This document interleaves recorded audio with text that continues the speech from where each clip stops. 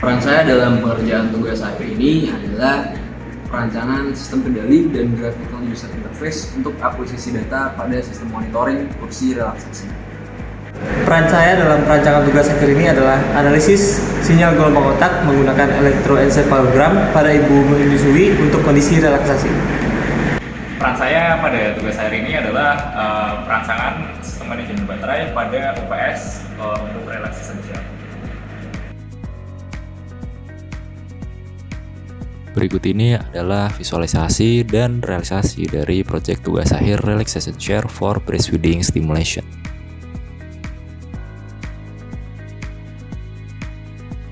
Pada perancangan sistem kendali dan GUI atau antarmuka untuk akuisisi data pada sistem monitoring kursi relaksasi ini, digunakan microcontroller Arduino Mega untuk pembacaan sensor dan kendali aktuator, serta Raspberry Pi sebagai penampil antarmuka pada layar monitor.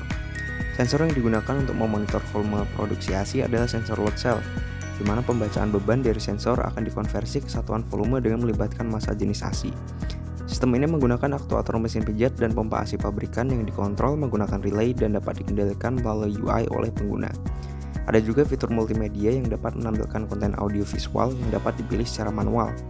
Pada bagian pemompaan, alat ini memanfaatkan seorang pompa pabrikan di mana saluran keluarannya akan disambungkan dengan botol penampung melalui selang, dengan beberapa modifikasi bagian menggunakan 3D printing. Subsistem analisis sinyal gelombang otak menggunakan elektroencephalogram pada ibu menyusui untuk kondisi relaksasi merupakan salah satu parameter untuk melihat peningkatan kondisi rileks ibu yang sedang menyusui. Analisis sinyal gelombang otak dibantu dengan EEG OpenBCI Headband Kit sebagai perangkat keras yang terhubung langsung dengan Raspberry Pi 4 untuk proses komputasi. Dalam tugas akhir ini saya hanya menganalisis sinyal gelombang alfa dan beta. Analisis ini ditunjang oleh bahasa pemrograman Python dengan proses sistem brain computing interface dengan tahapan dari perekaman sinyal EEG, pre-processing, ekstraksi fitur, dan klasifikasi fitur menggunakan support vektor mesin. Hasil dari analisis sinyal EEG ini berupa nilai probabilitas akan ditampilkan pada tampilan graphical user interface. Subsistem sistem manajemen baterai. Pada tugas hari ini terbagi ke dalam komponen-komponen utama yaitu konverter arus arah sinkronus bak, sensor arus charging, sensor tegangan, sensor arus discharging, dan relay. Sumber daya yang digunakan berasal dari SMPS yang memiliki tegangan keluaran 24 volt digunakan untuk mensuplai charger baterai yaitu konverter arus arah sinkronus bak. Ketika relay charging berubah kondisi dari normally open menjadi normally close, baterai akan mulai terisi sehingga terjadi pembacaan sensor arus charging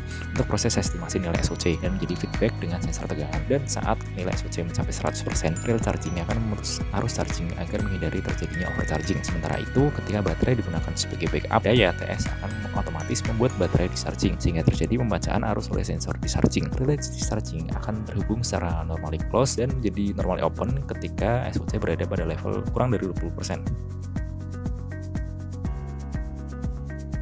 Pada penggunanya, pengguna akan memakai perangkat EEG serta multimedia.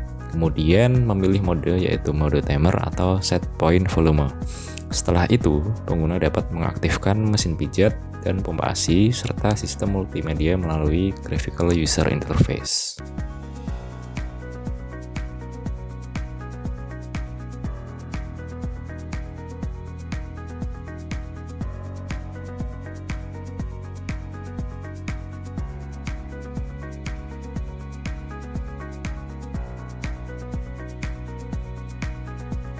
Ketika semua perangkat aktif, pengguna dapat dibuat rileks dengan mesin pijat dan sistem multimedia. Sementara itu, pengguna juga dapat memompa ASI dengan menggunakan pompa dan memilih daya hisap sesuai kenyamanan.